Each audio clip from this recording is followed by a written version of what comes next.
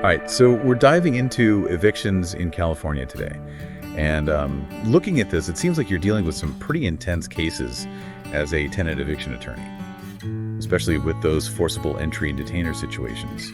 Those always feel like a race against time. Yeah, they certainly can be. The speed at which FEDI cases move it's a stark contrast to the typical unlawful detainer process. Unlawful detainer gives us a bit more breathing room. Exactly. It's almost like California has these two separate eviction systems kind of running parallel, right? Yeah. So on the one hand, you've got the standard unlawful detainer, dealing with the typical landlord-tenant conflicts like unpaid rent or lease violations. And then, bam, you've got Fed. It seems to be reserved for these more, urgent, sometimes even volatile situations. Yeah, that's a great way to put it. And knowing which process you're dealing with right from the start is crucial for building a solid defense strategy. It's like choosing the right tool for the job. Yeah. You wouldn't use a hammer to tighten a screw. Definitely not.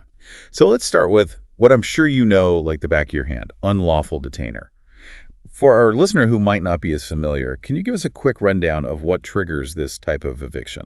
Sure. So the most common reason is simple: failure to pay rent. But it can also be triggered by a tenant violating the terms of their lease, whether that's having unauthorized pets, causing damage to the property, or engaging in activities that disrupt the peace. Basically anything that breaches the agreement they made with the landlord. So it's all about that lease agreement, that contract between the landlord and tenant.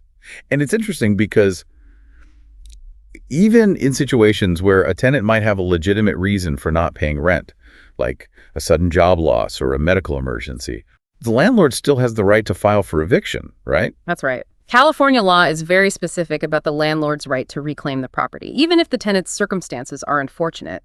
And this is where things can get tricky for tenants who might not be aware of their rights or the proper procedures. Yeah, it's all about knowing the rules of the game. Speaking of rules, one thing that always trips people up is that whole notice process. Landlords can't just show up and say, get out. There's this very specific dance they have to follow with these different types of notices they have to serve. Absolutely. And it's important to remember that landlords have to follow these rules meticulously. Any misstep, even a seemingly minor error, can be a huge opportunity for a tenant to challenge the eviction. It's like a legal game of chess, isn't it? Yeah. Every move matters. So can you break down these different notices for us? I know we've got the 3-day notice to pay rent or quit, but what are the others? Yeah, so you've got the most common one. If a tenant fails to pay rent, that's the landlord's first move. They serve this notice, giving the tenant 3 days to either pay up or vacate the property. Then there's the 3-day notice to perform covenant or quit. This one comes into play when a tenant violates a term of the lease. So if they're making too much noise, have unauthorized guests, or haven't fixed that leaky faucet they promised to repair, the landlord would use this notice. Exactly. It gives the tenant 3 days to remedy the situation or face eviction. And finally, there's the notice to quit. This one's a bit different because it doesn't give the tenant a chance to fix things. It's essentially a notice of termination, typically used when a lease expires or in month-to-month tenancies. So no second chances with that one. It's basically time's up, you need to move out. And I imagine the timing on this one varies depending on the situation. Right. It could be 30 days, 60 days, or even longer, depending on the terms of the lease agreement and local ordinances. But the key takeaway here is that these notices are the first step in the eviction process. And if a tenant ignores them or doesn't understand what they mean, they could quickly find themselves in a very precarious situation. It's all about empowering tenants with knowledge, right? Giving them the tools to understand their rights and fight back effectively. Now, we've been talking about unlawful detainer, which seems like the more common, albeit stressful, type of eviction. But then we've got this other beast, forcible entry and detainer, or FED. What makes this one so different and so much more intense? Sure. Well, the key difference is urgency. Unlawful detainer is typically about resolving a breach of contract. FED, on the other hand, is designed for situations that demand immediate action, often involving criminal activity or a threat to safety. So we're talking about situations where someone has illegally taken over a property, or where a tenant's behavior is putting others at risk. Exactly. Think drug dealing, violence, gang activity, or even just blatant disregard for the law. In these cases, the landlord doesn't have to wait for a lease violation or missed rent payment. They can go straight for the FED hammer, so to speak. And that hammer comes down a lot faster, right? We're talking about a much shorter timeline for FED cases compared to unlawful detainer. Oh, absolutely. While an unlawful detainer case might take several weeks to wind its way through the court system, FAD cases are on the fast track. We're talking about hearings happening within 6 to 12 days in many cases. Wow, that's a pressure cooker for both the landlord and the tenant. And I imagine that speed makes it even more crucial for tenants to have a solid legal defense, ready to go from the get-go. You hit the nail on the head. There's very little room for error in FEDI cases, and the limited appeal rights make it even more challenging for tenants to fight back if things don't go their way in the initial hearing. So while unlawful detainer might feel like a marathon, FAD is a full-on sprint, and you need to be ready to hit the ground running. Now I'm curious, what are some of the defenses a tenant can raise in a FAD case? It seems like the odds are stacked against them from the start. It can feel that way, for sure. But even in FED cases, tenants have some legal options. One common defense is arguing that the eviction is retaliatory. Perhaps the landlord is trying to get rid of the tenant for reporting a safety violation, or for organizing with other tenants. So the landlord is using FAD as a weapon to silence or punish the tenant? Exactly. But to succeed with this defense, the tenant needs rock-solid evidence. They have to be able to prove that the landlord's actions are motivated by retaliation, not by legitimate concerns about safety or criminal activity. So documentation is key, even more so in an FAD case where the timeline is so compressed. Absolutely. Every piece of evidence, every communication, every timestamp could be crucial in building a strong defense. This is all starting to make sense. But I have to ask, in those extreme situations where FAD is warranted, are there ever cases where a tenant might have a legitimate reason for being in the property, even if it appears they're squatting or engaged in illegal activities? That's where things get really interesting, and where having a skilled attorney on your side is so crucial, because sometimes there's more to the story than meets the eye. I bet there are some wild cases out there that really challenge those assumptions. You wouldn't believe some of the situations we've encountered. It's a reminder that every case is unique, and that digging deeper, listening to the tenant's story, and carefully examining the evidence can sometimes reveal a completely different perspective.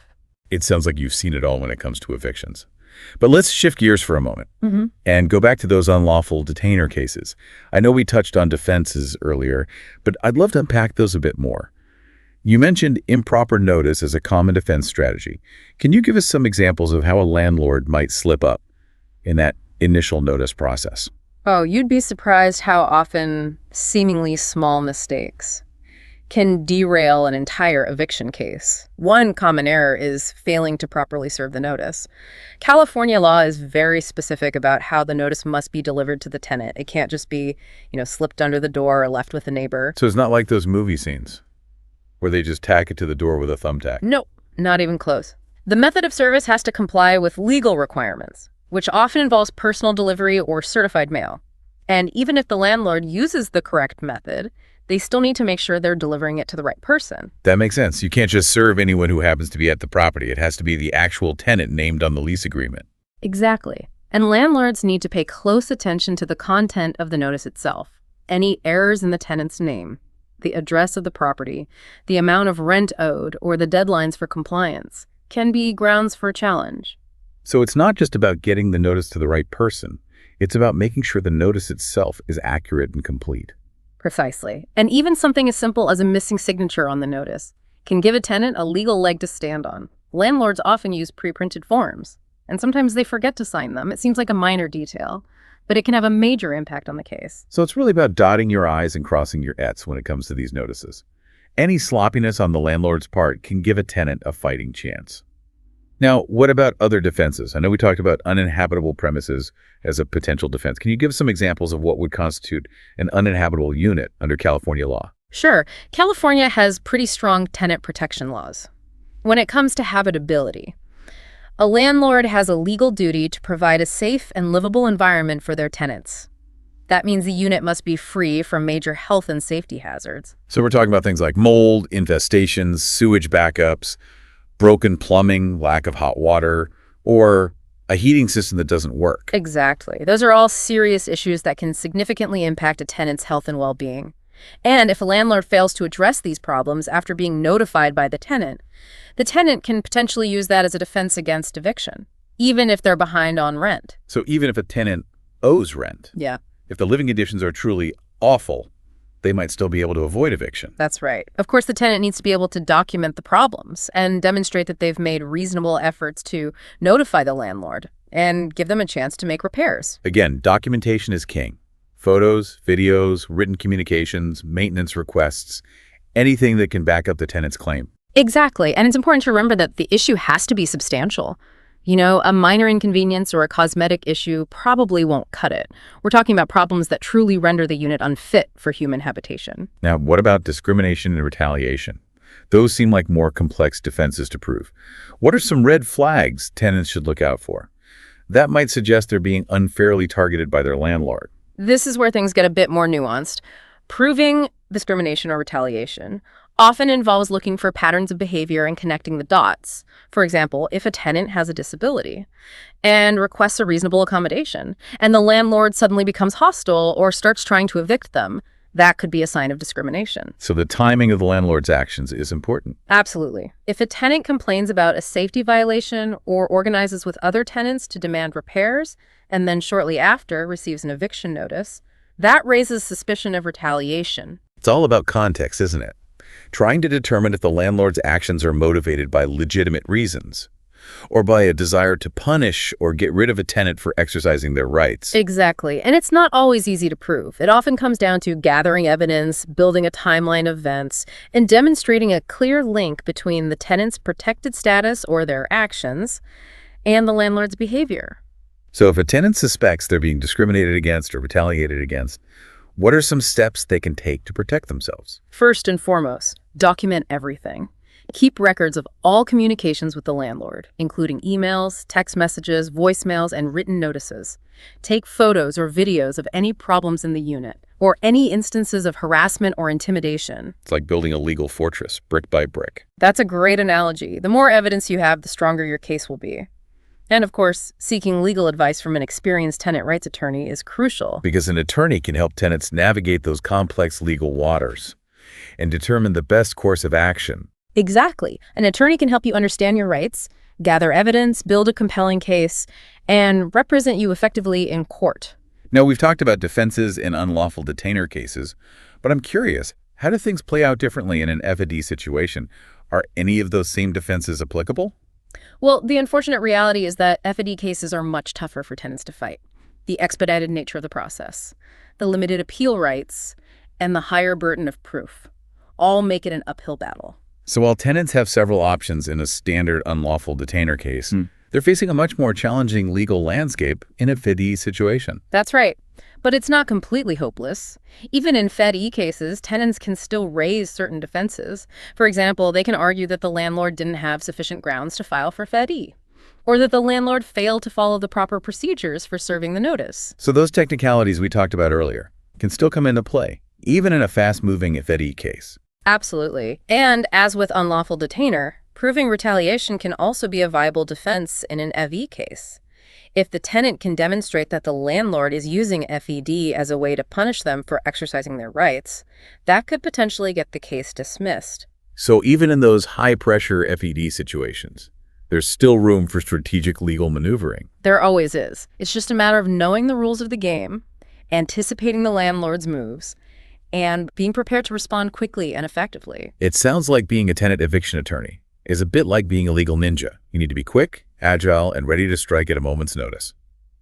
Now, I'm curious, what are some of the key differences in the burden of proof between unlawful detainer and FED cases? In a typical unlawful detainer case, the burden of proof rests squarely on the landlord's shoulders. They have to prove to the court that they have a valid reason for evicting the tenant. So they need to provide solid evidence to back up their claim, whether it's proof of unpaid rent, documentation of lease violations, or evidence that the tenant overstayed their welcome. Exactly. The landlord has to make a compelling case that justifies removing the tenant from the property.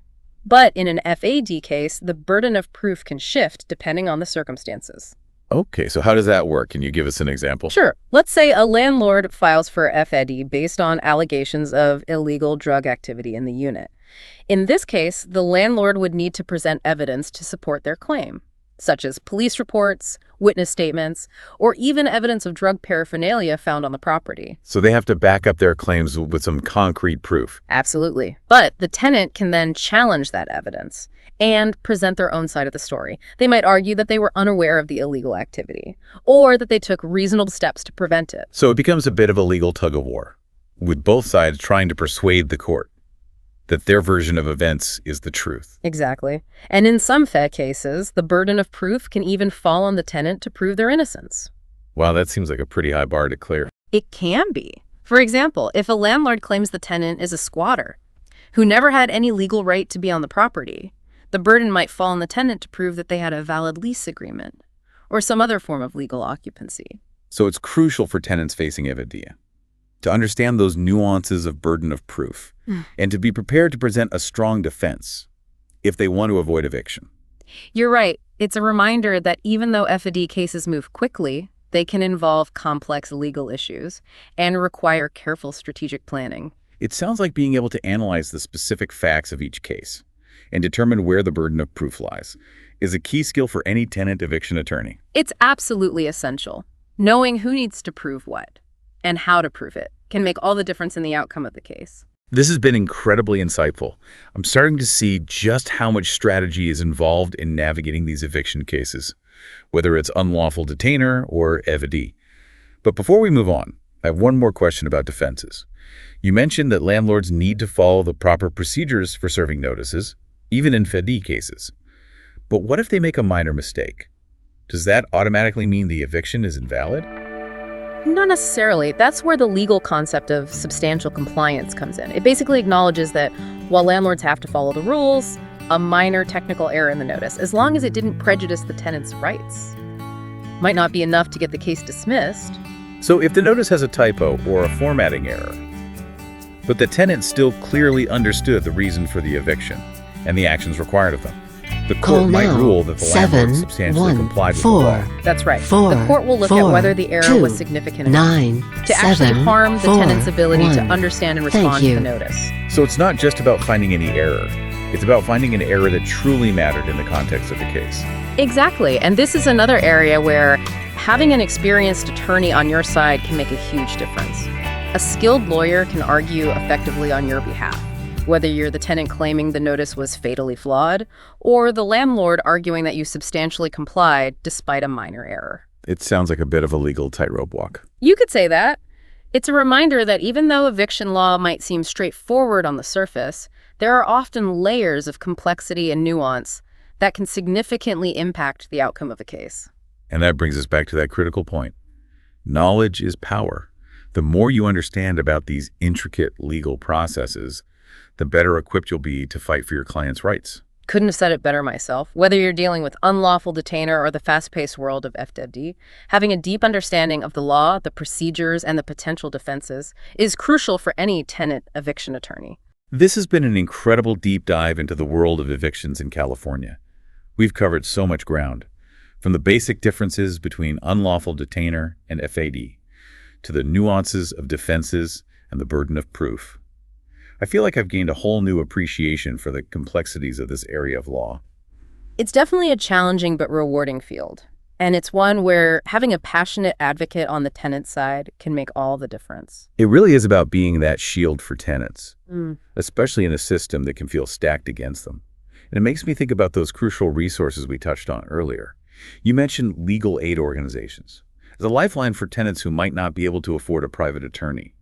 Can you tell us a bit more about how these organizations operate and the kind of support they provide? Sure. Legal aid organizations are often the first line of defense for tenants facing eviction. They typically offer free or low-cost legal services, which can include everything from advice and consultations to full-blown representation in court. So it's a comprehensive safety net for those who might otherwise be left to navigate these complex legal waters on their own. Exactly. And these organizations are staffed by incredibly dedicated and compassionate attorneys who are passionate about fighting for tenants' rights. They understand the intricacies of eviction law and the unique challenges tenants face. And they're committed to ensuring that everyone has access to justice, regardless of their financial means. That's so crucial, especially in an area of law where the stakes are so high. Losing your home can have a devastating ripple effect on a person's life. You're absolutely right. It's not just about a legal dispute. It's about people's lives, their families, their sense of security. Right. And legal aid organizations are on the front lines, fighting to prevent those devastating consequences. Now, beyond legal representation, what other forms of support do these organizations offer? Many legal aid organizations also provide educational resources and workshops for tenants. They might host clinics on understanding your rights as a tenant, how to respond to an eviction notice, or how to negotiate with your landlord. So it's about empowering tenants with knowledge, giving them the tools to advocate for themselves effectively. Exactly. It's about making sure tenants understand their rights and options, and that they feel confident about navigating the system. It's like a legal boot camp for tenants. Now, we've talked about legal aid organizations, but you also mentioned tenant unions as another valuable resource. How do those fit into the picture? So tenant unions play a different but equally important role in supporting tenants. They're more focused on collective action and systemic change. They might organize tenants to advocate for policy changes, fight against unfair rent increases, or challenge discriminatory housing practices. It's about leveraging the power of numbers to create lasting change in the housing landscape. Precisely. Tenant unions are all about solidarity, about tenants coming together to fight for their rights and improve housing conditions for everyone. That can be a powerful force for good in communities, where tenants might otherwise feel isolated and powerless. It's about shifting the balance of power, giving tenants a seat at the table, and ensuring that their voices are heard. Exactly. And tenant unions often work in collaboration with legal aid organizations, providing a two-pronged approach to tenant advocacy. They might refer tenants to legal aid for individual case representation, while also working on those broader systemic issues that affect entire communities. It's a powerful combination. Legal expertise combined with grassroots organizing. Now, we've talked about resources for tenants, but what about landlords? Are there organizations or resources that provide support and guidance for them as well? Absolutely. Landlord-tenant attorneys, as we discussed earlier, can be invaluable resources for landlords. They can provide legal advice on a wide range of issues, from drafting lease agreements to handling eviction proceedings. So it's about ensuring that landlords understand their legal obligations and that they're operating within the bounds of the law. Exactly. And it's about protecting their interests and minimizing their legal risks. Landlord associations are another great resource for landlords. These associations provide industry knowledge, support, and networking opportunities. So it's a way for landlords to stay informed about changes in the law, share best practices, and connect with others in the industry. Precisely. And property management professionals can also be a huge help for landlords who don't have the time or expertise to manage their properties themselves. So it's like outsourcing some of those more challenging or time-consuming tasks. Exactly. Property managers can handle everything from screening tenants and collecting rent to handling maintenance requests and even navigating the eviction process. It sounds like a valuable service. For busy landlords or those who might not be as familiar with the ins and outs of property management? It can be, but it's important for landlords to choose a reputable property management company and to understand the terms of the agreement. So do your research and make sure you're comfortable with the level of control you're giving up. Exactly. It's about finding the right balance between delegation and oversight. This has been an incredibly comprehensive overview of the resources available to both tenants and landlords in California. I feel like I've gained a much deeper understanding of the support systems that exist and the importance of connecting people with those resources. It's all about knowing where to turn for help and recognizing that you don't have to go through these challenging situations alone. Couldn't have said it better myself. Now, before we wrap up this deep dive, I want to circle back to something that you mentioned earlier, mediation. It seems like a potentially powerful tool for resolving eviction disputes outside of the often adversarial court system. Can you tell us a bit more about how mediation works and its potential benefits for both tenants and landlords? Sure. Mediation is essentially a facilitated conversation between the tenant and landlord, guided by a neutral third party. The goal is to find a mutually agreeable solution that addresses both parties' concerns and avoids the need for a costly and time-consuming court battle. So it's about finding common ground, rather than fighting it out in front of a judge. Exactly. The mediator acts as a facilitator, helping the parties communicate effectively, identify their underlying interests, and explore creative solutions that might not be available through the traditional legal process. So it's a more collaborative approach to conflict resolution. You could say that. And it can be incredibly effective. Mediation often leads to more sustainable outcomes because the parties have a say in the solution and feel more invested in making it work. I can see how that would be beneficial for both sides. Tenants might be able to negotiate a payment plan to avoid eviction, while landlords might be able to address their concerns about property damage or lease violations without having to go through the hassle of a formal eviction process. Exactly. It's a win-win situation when it works. And even if mediation doesn't result in a full agreement, it can still be a valuable step in the process. It can help clarify the issues, narrow the points of disagreement, and set the stage for a more amicable resolution. So it's like hitting the pause button on the adversarial process and opening the door for dialogue and understanding. That's a great way to put it. It's about taking a step back, looking at the situation from a different perspective, and exploring alternatives to that traditional win-lose dynamic. This has been an incredibly eye-opening journey through the world of California evictions. We've covered so much ground, from the legal intricacies of unlawful detainer and FAD to the crucial resources available to both tenants and landlords. And we've explored the potential of mediation as a more collaborative path to resolution. It's been a pleasure sharing my insights with you. I hope our conversation has empowered you with the knowledge and resources you need to be an effective advocate for tenants facing eviction. It certainly has. I feel like I have a much deeper understanding of the complexities of this area of law and the challenges and opportunities that exist for attorneys who specialize in this field. And to our listener, who is on the front lines fighting for tenants' rights every day, thank you for the crucial work you do. It's work that matters, and it's work that makes a real difference in people's lives. Absolutely. And on that note, we'll wrap up this deep dive into California evictions. Remember, knowledge is power. And in the realm of housing law, that power can be the key to protecting someone's home and preserving their future. Well said. And to our listener, remember, you're not alone in this fight.